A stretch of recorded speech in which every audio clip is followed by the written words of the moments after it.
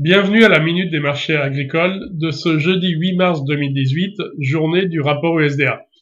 Première news à observer, donc le couleur verte en ce jour de rapport USDA pour le blé, pour le colza et pour le maïs, donc ce qui est quelque chose d'assez extraordinaire.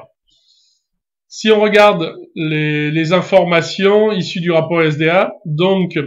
en ce qui concerne le blé, nous avons une hausse surprise des stocks de près de 3 millions de tonnes pour s'établir à 269 millions de tonnes,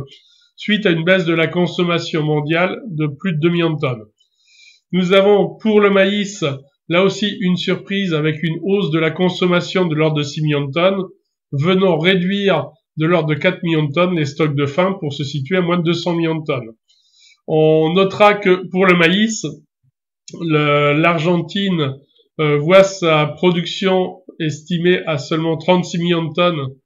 contre 39 millions de tonnes auparavant. Et en ce qui concerne le soja, nous avons le rapport USDA qui fait effectivement état d'une baisse de la production mondiale de l'ordre de 6 millions de tonnes,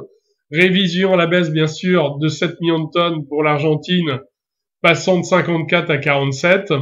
et en ce qui concerne le Brésil, la production progresse d'1 million de tonnes pour se situer à 113, ce qui est raccord avec la donnée du CONAB publiée ce jour au Brésil, qui augmente de 1,5 million de tonnes pour s'établir à 113 millions de tonnes. Par contre, le compte n'y est pas pour le maïs, puisque CONAB révise à la baisse de près d'1 million de tonnes à seulement 87,2 millions de tonnes, alors que le rapport USDA a juste baissé l'estimation de maïs au Brésil de 0,5 million de tonnes, pour un total de 94,5 millions de tonnes. En ce qui concerne la représentation graphique, ce soir, nous allons regarder la partie blé. Donc le cours du blé sur Euronext est toujours sur cette tendance haussière en place depuis la mi-janvier 2018.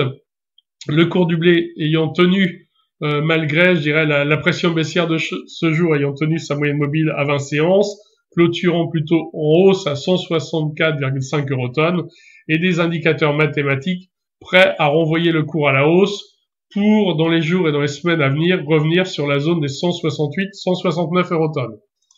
Concernant le blé sur Chicago, ce dernier reste en position haussière, des indicateurs mathématiques très bien orientés, et l'information du jour, c'est le corps de la bougie du blé aux États-Unis qui reste à l'intérieur du corps de la grande bougie verte, donc ce qui est positif pour la suite des événements.